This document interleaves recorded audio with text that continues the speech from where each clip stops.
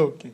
Now the issue that had to do with there were two issues, that of the commission and the issue of whether or not that, was it the sponsoring, the way the... You see, the problem was never, from what I understood it, the problem was never whether or not government should sponsor its officials or any Nigerians to go on a pilgrimage.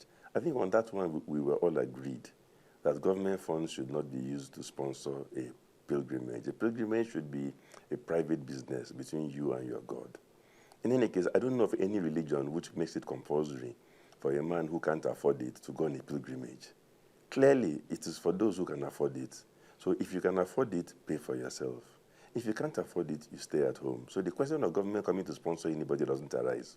And in any case, we also know that half the people that the government was sponsoring were people who should ordinarily be able to afford to pay to go on their own.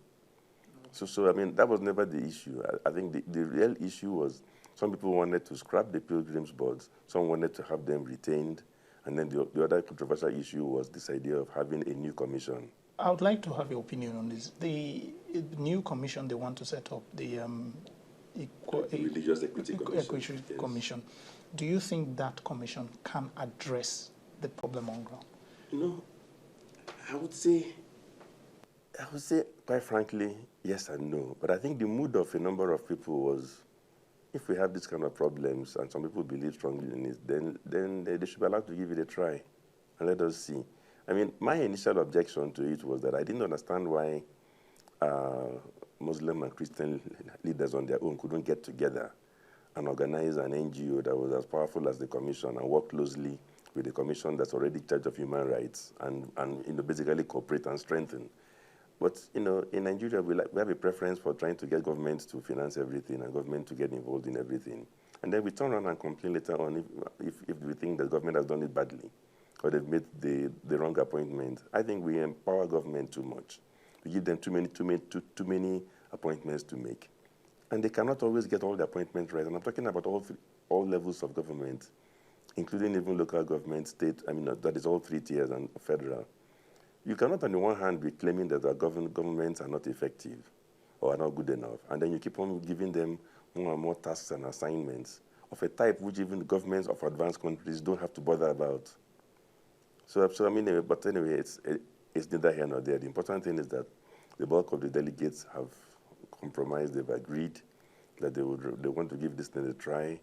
And for some, I think it's a feeling of desperation that, listen, if there's a problem and we can't solve it, let's just try something new. And see where it gets us. And see how far it gets us. Okay, now the other committee we considered in the conference was that of Science, Technology and Development. Yes. For me, what did you think was the most significant of that, the report, the recommendations of that committee? You know, I don't want to pick any single item because I don't think there was any single star item. But I think it was good to bring attention to the whole sector.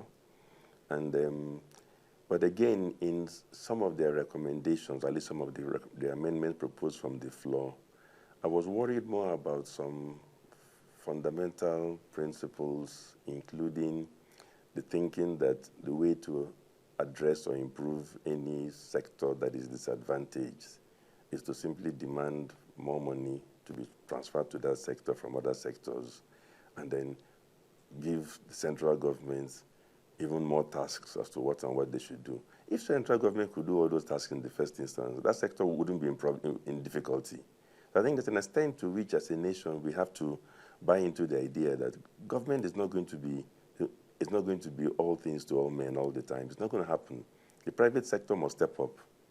And I don't mean only companies that are involved in trying to make a profit. I'm talking about the private sector, NGOs, the whole lot. I mean, that is, we as Nigerians, we're not going to solve any problem unless Nigerians get up to solve the problem. Thinking that somehow somebody called government will solve all our difficult problems for us, it's not going to happen. I mean, just to divert a little, I made the same comment as well on the issues of Boko Haram security and so on. It is not the Nigerian government that will defeat Boko Haram. It is the Nigerian people. So when Nigerians sit back and point and say, oh, government should go and solve it, who is government?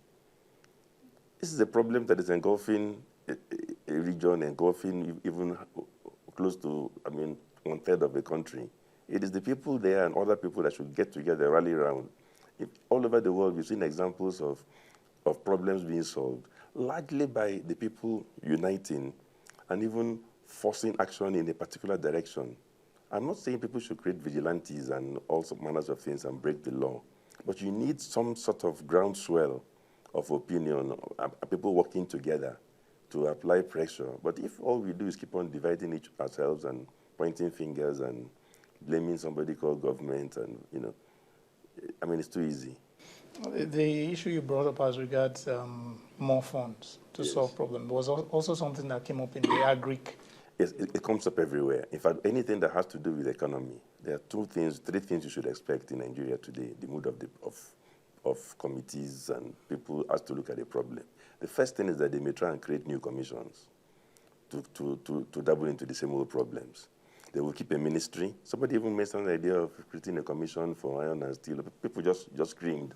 And look, you have a ministry already for minerals, solid minerals. They will propose commissions that will do the same thing that the ministry is doing, or the ministries are required to do. Somebody proposed a ministry to fight encroachments of the desert. And people say, for goodness sake. Someone brought up something on water. Yes, so that the first response that people have when they have a problem to confront is create a new commission. Hopefully that new wonderful commission funded by government will solve all the problems. The next general defect is that they then think it has to do with money. They then start proposing things that will tie the hands of future governments, like henceforth, let's commit 5% of revenue to that sector. Or they say, let's impose a special tax of 3% on all the companies, and they take that money to solve this problem. That started when we did education tax, which I never believed. I believed in the concept or the logic. I'm not against funding education, but when you start imposing a 2% tax on every company, saying it's for education, then the next guy shows up and wants a tax for health. The other one, a tax on transport. So everybody shows up thinking that they found some easy money.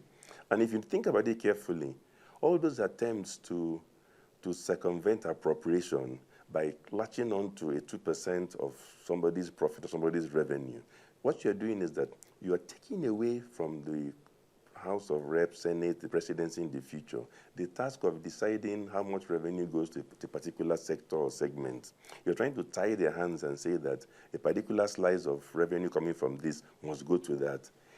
It's not even as dangerous if there was some proper analysis evaluation, like we were discussing some medium-term economic program, and we have done projections for revenue from different sources and applications. Here, some people are analyzing one sector.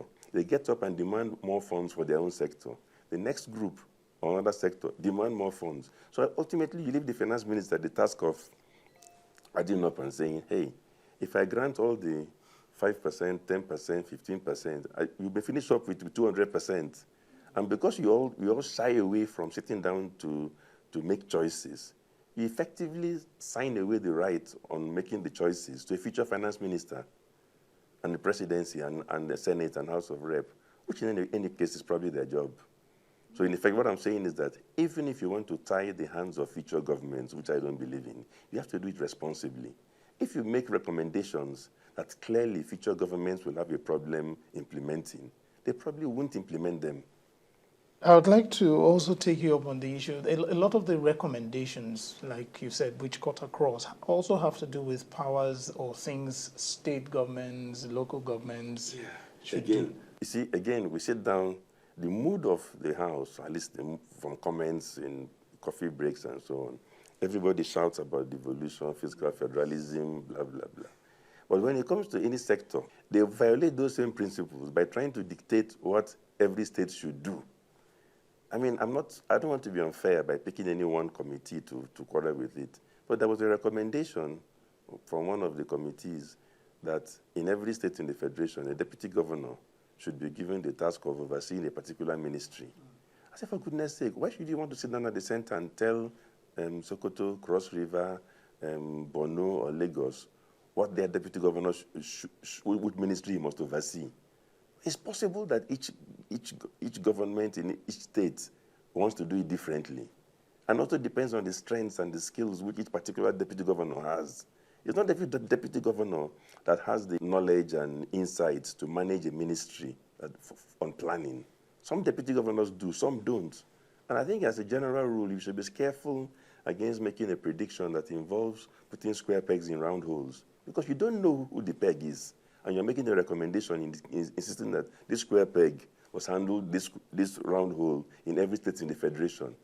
Do you have the wisdom of Solomon or what? How can you know that every future deputy governor in every state in Nigeria can handle the ministry on planning? So this is what I'm saying, that we have to choose. Are we talking devolution, federalism? Or are we talking about getting things back to one unitary government? There's a contradiction. People love the concept. There are buzzwords like devolution, but when it comes to the application, many still have a military mindset of one central federal government in charge of everything.